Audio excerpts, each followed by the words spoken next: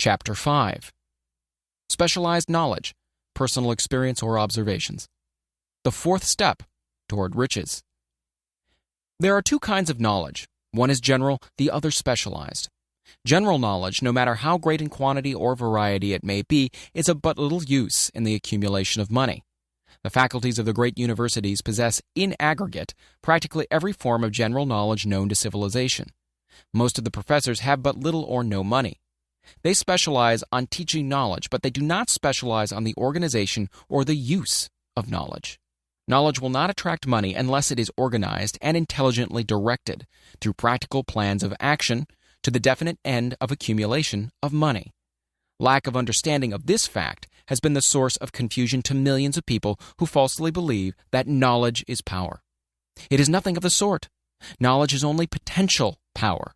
It becomes power only when and if it is organized into definite plans of action and directed to a definite end. This missing link in all systems of education known to civilization today may be found in the failure of educational institutions to teach their students how to organize and use knowledge after they acquire it. Many people make the mistake of assuming that because Henry Ford had but little schooling, he is not a man of education. Those who make this mistake do not know Henry Ford, nor do they understand the real meaning of the word educate. That word is derived from the Latin word educo, meaning to educe, to draw out, to develop from within. An educated man is not necessarily one who has an abundance of general or specialized knowledge. An educated man is one who has so developed the faculties of his mind that he may acquire anything he wants, or its equivalent, without violating the rights of others. Henry Ford comes well within the meaning of this definition. During the World War, a Chicago newspaper published certain editorials in which, among other statements, Henry Ford was called an ignorant pacifist. Mr. Ford objected to the statements and brought suit against the paper for libeling him. When the suit was tried in the courts, the attorneys for the paper pleaded justification and placed Mr. Ford himself on the witness stand for the purpose of proving to the jury that he was ignorant. The attorneys asked Mr. Ford a great variety of questions, all of them intended to prove, by his own evidence, that while he might possess considerable specialized knowledge pertaining to the manufacture of automobiles, he was in the main ignorant. Mr. Ford was plied with such questions as the following. Who was Benedict Arnold? And how many soldiers did the British send over to America to put down the rebellion of 1776? In answer to the last question, Mr. Ford replied, I do not know the exact number of soldiers the British sent over, but I have heard that it was a considerably larger number than ever went back.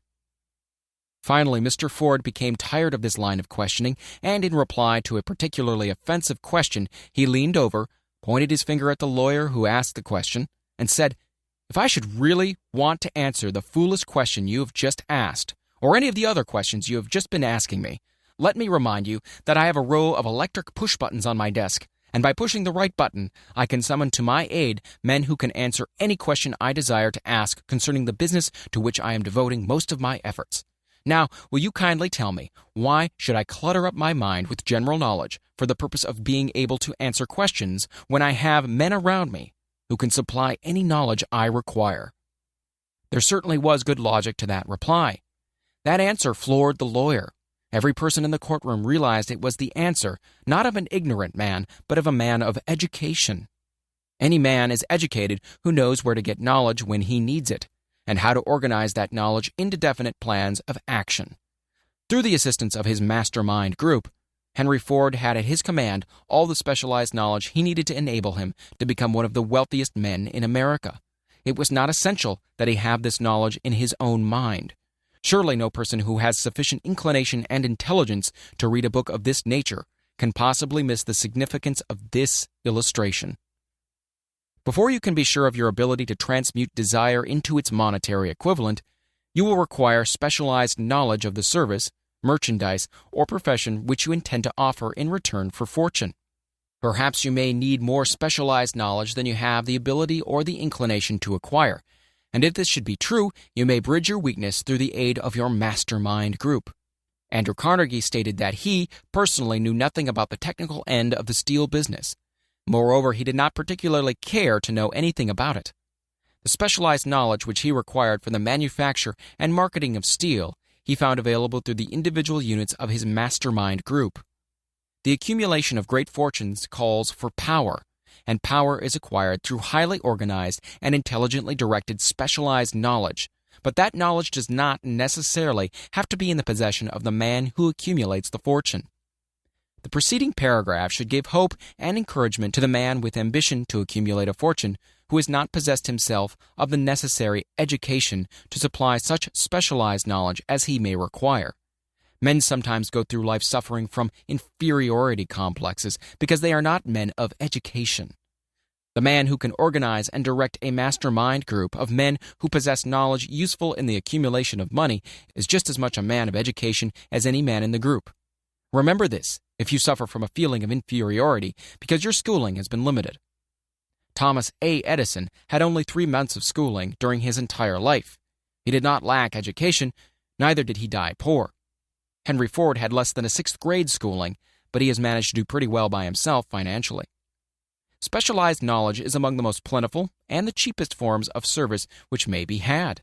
If you doubt this, consult the payroll of any university. It pays to know how to purchase knowledge. First of all, decide the sort of specialized knowledge you require and the purpose for which it is needed.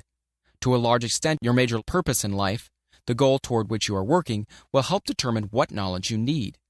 With this question settled, your next move requires that you have accurate information concerning dependable sources of knowledge. The more important of these are: A. One's own experience and education. B. Experience and education available through cooperation of others, the Mastermind Alliance. C. Colleges and universities. D. Public libraries, through books and periodicals in which may be found all the knowledge organized by civilization. E. Special training courses, through night schools and home study schools in particular. As knowledge is acquired, it must be organized and put into use for a definite purpose through practical plans.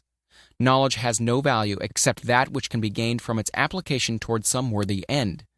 This is one reason why college degrees are not valued more highly. They represent nothing but miscellaneous knowledge. If you contemplate taking additional schooling, first determine the purpose for which you want the knowledge you are seeking, then learn where this particular sort of knowledge can be obtained from reliable sources. Successful men in all callings never stop acquiring specialized knowledge related to their major purpose, business, or profession. Those who are not successful usually make the mistake of believing that the knowledge acquiring period ends when one finishes school. The truth is that schooling does but little more than to put one in the way of learning how to acquire practical knowledge. With this changed world which began at the end of the economic collapse came also astounding changes in educational requirements. The order of the day is specialization. This truth was emphasized by Robert P. Moore, Secretary of Appointments of Columbia University. Specialists most sought after. Particularly sought after by employing companies are candidates who have specialized in some field business school, graduates with training in accounting and statistics, engineers of all varieties, journalists, architects, chemists, and also outstanding leaders and activity men of the senior class. The man who has been active on the campus, whose personality is such that he gets along with all kinds of people and who has done an adequate job with his studies, has a most decided edge over the strictly academic student. Some of these, because of their all-around qualifications, have received several offers of positions, a few of them as many as 6. In departing from the conception that the straight-A student was invariably the one to get the choice of the better jobs, Mr. Moore said that most companies look not only to academic records but to activity records and personalities of the students. One of the largest industrial companies, the leader in its field, in writing to Mr. Moore concerning prospective seniors at the college, said, "We're interested primarily in finding men who can make exceptional progress in management work. For this reason, we emphasize qualities of character, intelligence, and personality far more than specific educational background." Apprenticeship proposed. Proposing a system of apprenticing students in offices, stores, and industrial occupations during the summer vacation, Mr. Moore asserts that after the first 2 or 3 years of college, every student should be asked to choose a definite future course and to call a halt if he has been merely pleasantly drifting without purpose through an unspecialized academic curriculum. Colleges and universities must face the practical consideration that all professions and occupations now demand specialists, urging that educational institutions accept more direct responsibility for vocational guidance. One of the most reliable and practical sources of knowledge available to those who need specialized schooling is the night schools operated in most large cities. The correspondence schools give specialized training anywhere the U.S. mails go, on all subjects that can be taught by the extension method. One advantage of home study training is the flexibility of the study program, which permits one to study during spare time. Another stupendous advantage of home study training, if the school is carefully chosen, is the fact that most courses afforded by home study schools carry with them generous privileges of consultation, which can be of priceless value to those needing specialized knowledge. No matter where you live, you can share the benefits. Anything acquired without effort and without cost is generally unappreciated, often discredited. Perhaps this is why we get so little from our marvelous opportunity in public schools. The self-discipline one receives from a definite program of specialized study makes up to some extent for the wasted opportunity when knowledge has been available without cost. Correspondence schools are highly organized business institutions. Their tuition fees are so low that they are forced to insist upon prompt payments. Being asked to pay, whether the student makes good grades or poor, has the effect of causing one to follow through with the course when he would otherwise drop it. The correspondence schools have not stressed this point sufficiently, for the truth is that their collection departments constitute the very finest sort of training on decision, promptness, action, and the habit of finishing that which one begins. I learned this from experience more than 25 years ago. I enrolled for a home study course in advertising. After completing 8 or 10 lessons, I stopped studying, but the school did not stop sending me bills. Moreover, it insisted upon payment, whether I kept up my studies or not. I decided that if I had to pay for the course, which I had legally obligated myself to do, I should complete the lessons and get my money's worth. I felt at first at the time that the collection system of the school was somewhat too well organized, but I learned later in life that it was a valuable part of my training for which no charge had been made. Being forced to pay, I went ahead and completed the course. Later in life, I discovered that the efficient collection system of that school had been worth much in the form of money earned because of the training in advertising I had so reluctantly taken. We have in this country what is said to be the greatest public school system in the world. We have invested fabulous sums for fine buildings. We have provided convenient transportation for children living in rural districts so they may attend the best schools. But there is one astounding weakness to this marvelous system. It is free. One of the strange things about human beings is that they value only that which has a price. The free schools of America and the free public libraries do not impress people because they are free.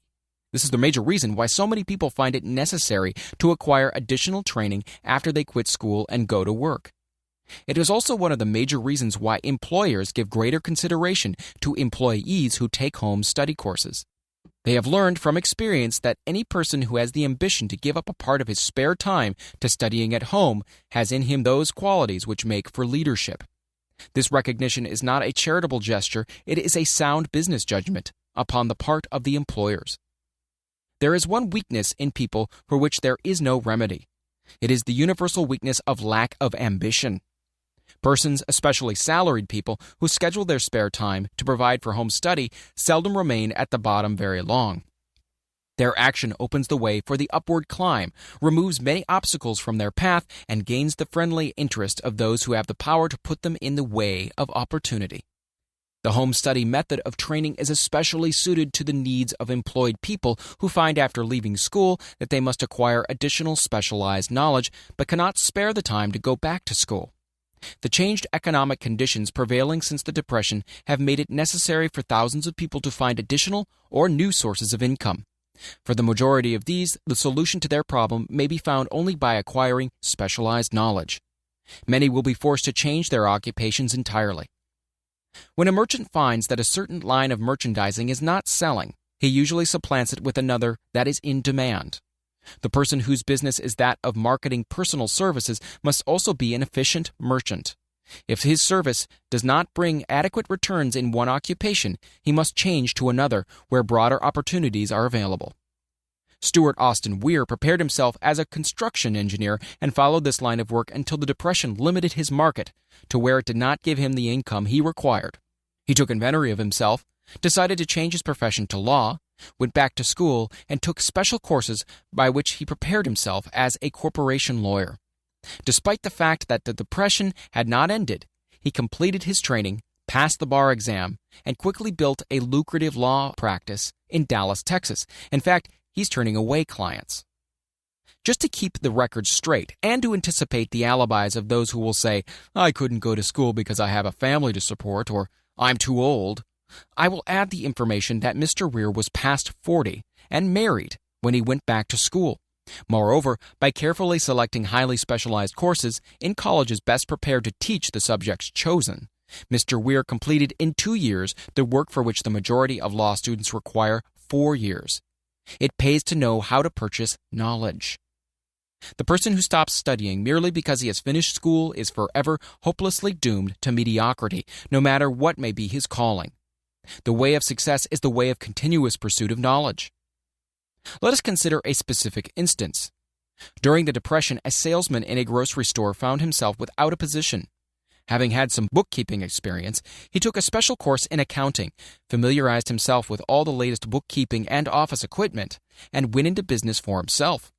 Starting with the grocer for whom he had formerly worked, he made contracts with more than 100 small merchants to keep their books, all at a very nominal monthly fee. His idea was so practical that he soon found it necessary to set up a portable office in a light delivery truck, which he equipped with modern bookkeeping machinery.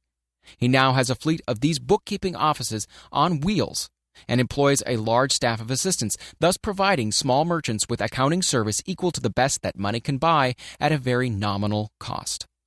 Specialized knowledge plus imagination were the ingredients that went into this unique and successful business. Last year, the owner of that business paid an income tax of almost 10 times as much as paid by the merchant for whom he worked when the Depression forced upon him a temporary adversity, which proved to be a blessing in disguise.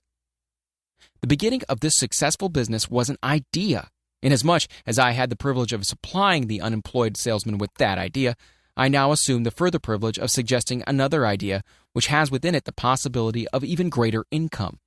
Also, the possibility of rendering useful service to thousands of people who badly need that service. The idea was suggested by the salesman who gave up selling and went into the business of keeping books on a wholesale basis. When the plan was suggested as a solution to his unemployment problem, he quickly exclaimed, "Well, I liked the idea, but I would not know how to turn it into cash." In other words, he complained he would not know how to market his bookkeeping knowledge after he acquired it. So, that brought up another problem which had to be solved. With the aid of a young woman typist, clever at hand lettering, and who could put the story together, a very attractive book was prepared describing the advantages of the new system of bookkeeping. The page was neatly typed and pasted in an ordinary scrapbook, which was used as a silent salesman through which the story of this new business was so effectively told that its owner soon had more accounts than he could handle. There are thousands of people all over the country who need the services of a merchandising specialist capable of preparing an attractive brief for use in marketing personal services. The aggregate annual income from such a service might easily exceed that received by the largest employment agency, and the benefits of that service might be made far greater to the purchaser than to any obtained from an employment agency. The idea here described was born of necessity, to bridge an emergency which had to be covered. But it did not stop by merely serving one person. The woman who created the idea has a keen imagination. She saw in her newly born brainchild the making of a new profession, one that is destined to render valuable services to thousands of people who need practical guidance in marketing personal services.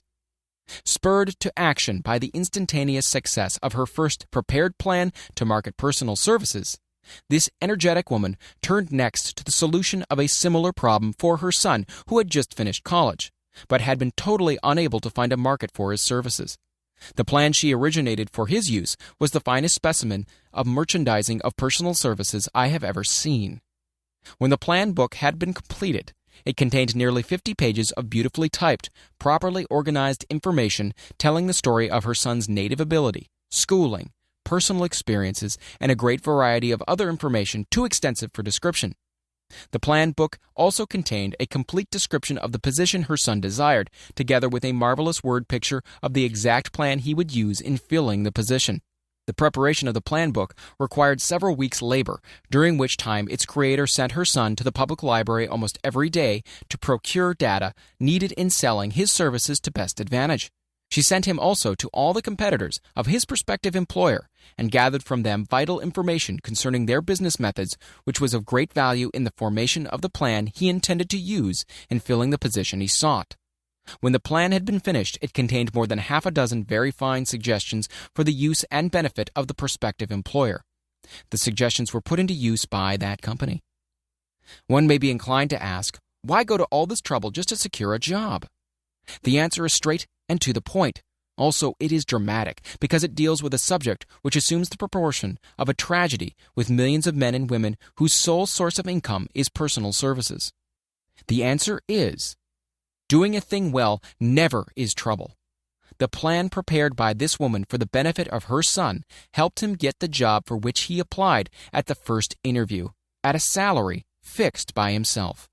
Moreover, and this too is important, the position did not require the young man to start at the bottom. He began as a junior executive, at an executive's salary. Why go to all this trouble, do you ask? Well, for one thing, the planned presentation of this young man's application for a position clipped off no less than 10 years of time he would have required to get where he began had he started at the bottom and worked his way up.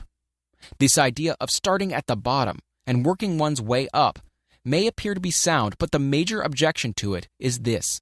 Too many of those who begin at the bottom never manage to lift their heads high enough to be seen by opportunity, so they remain at the bottom.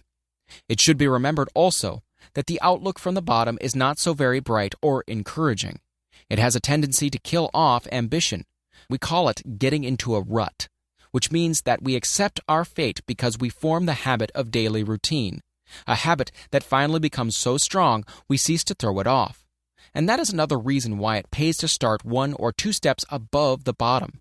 By so doing, one forms the habit of looking around, of observing how others get ahead, of seeing opportunity, and of embracing it without hesitation. Dan Halpin is a splendid example of what I mean. During his college days, he was the manager of a famous 1930 national championship Notre Dame football team, when it was under the direction of the late Knute Rockne. Perhaps he was inspired by the great football coach to aim high and not mistake temporary defeat for failure, just as Andrew Carnegie, the great industrial leader, inspired his young business lieutenants to set high goals for themselves. At any rate, young Halpin finished college at a mighty unfavorable time when the Depression had made jobs scarce. So, after a fling at investment banking and motion pictures, he took the first opening with a potential future he could find, selling electrical hearing aids on a commission basis. Anyone could start in that sort of job, and Halpin knew it, but it was enough to open the door of opportunity to him. For almost 2 years he continued in a job not to his liking, and he would never have risen to above that job if he had not done something about his dissatisfaction. He aimed at first at the job of assistant sales manager of this company, and got the job. That one step upward placed him high enough above the crowd to enable him to see still greater opportunity. Also, it placed him where opportunity could see him. He made such a fine record selling hearing aids that A.M. Andrews, chairman of the board of the Dictograph Products Company, a business competitor of the company for which Halpin worked, wanted to know something about that man, Dan Halpin, who was taking big sales away from the long-established Dictograph Company. He sent for Halpin. When the interview was over, Halpin was the new sales manager in charge of the Acousticon division. Then, to test young Halpin's mettle, Mr. Andrews went away to Florida for 3 months, leaving him to sink or swim in his new job. He didn't sink. Knute Rockne's spirit of all the world loves a winner and has no time for a loser inspired him to put so much into his job that he was recently elected vice president of the company and general manager of Acousticon and silent radio divisions, a job which most men would be proud to earn through 10 years of loyal effort. Halpin turned this trick in little more than 6 months. It is difficult to say whether Mr. Andrews or Mr. Halpin is more deserving of eulogy, for the reason that both showed evidence of having an abundance of that very rare quality known as imagination. Mr. Andrews deserves credit for seeing in young Halpin a go-getter of the highest order. Halpin deserves credit for refusing to compromise with life by accepting and keeping a job he did not want. And that is one of the major points I'm trying to emphasize through this entire philosophy, that we rise to high positions or remain at the bottom because of conditions we can control if we desire to control them. I'm also trying to emphasize another point, namely that both success and failure are largely the results of habit. I have not the slightest doubt that Dan Halpin's close association with the greatest football coach America ever knew planted in his mind the same brand of desire to excel which made the Notre Dame football team world famous. Truly, there is something to the idea that hero worship is helpful, provided one worships a winner. Halpin tells me that Rockne was one of the world's greatest leaders of men in all history. My belief in the theory that business associations are vital factors both in failure and in success were recently demonstrated when my son Blair was negotiating with Dan Halpin for a position. Mr. Halpin offered him a beginning salary of about one-half that he could have gotten from a rival company. I brought parental pressure to bear and induced him to accept the place with Mr. Halpin because I believe that close association with one who refuses to compromise with circumstances he does not like is an asset that can never be measured in terms of money. The bottom is a monotonous, dreary, unprofitable place for any person. That is why I've taken the time to describe how lowly beginnings may be circumvented by proper planning. Also, that is why so much space has been devoted to a description of this new profession, created by a woman who was inspired to do a fine job of planning because she wanted her son to have a favorable break. With the changed conditions ushered in by the world economic collapse came also the need for newer and better ways of marketing personal services. It is hard to determine why someone had not previously discovered this stupendous need, in view of the fact that more money changes hands in return for personal services than for any other purpose. The same paid out monthly to people who work for wages and salaries is so huge that it runs into hundreds of millions, and the annual distribution amounts to billions. Perhaps some will find in the idea here briefly described the nucleus of the riches they desire. Ideas with much less merit have been the seedlings from which great fortunes have grown. Woolworth's 5 and 10 cent store idea, for example, had far less merit, but it piled up a fortune for its creator. Those seeing opportunity lurking in this suggestion will find valuable aid in the chapter on organized planning. Incidentally, an efficient merchandiser of personal services would find a growing demand for his services wherever there are men and women who seek better markets for their services. By applying the mastermind principle, a few people with a suitable talent could form an alliance and have a paying business very quickly. One would need to be a fair writer with a flair for advertising and selling, one handy at typing and hand lettering, and one should be a first-class business getter who would let the world know about the service. If one person possessed all these abilities, he might carry on the business alone until it outgrew him. The woman who prepared the personal service sales plan for her son now receives requests from all parts of the country for her cooperation in preparing similar plans for others who desire to market their personal services for more money. She has a staff of expert typists, artists, and writers who have the ability to dramatize the case history so effectively that one's personal services can be marketed for much more money than the prevailing wages for similar services. She is so confident of her ability that she accepts as the major portion of her fee a percentage of the increased pay she helps her clients to earn.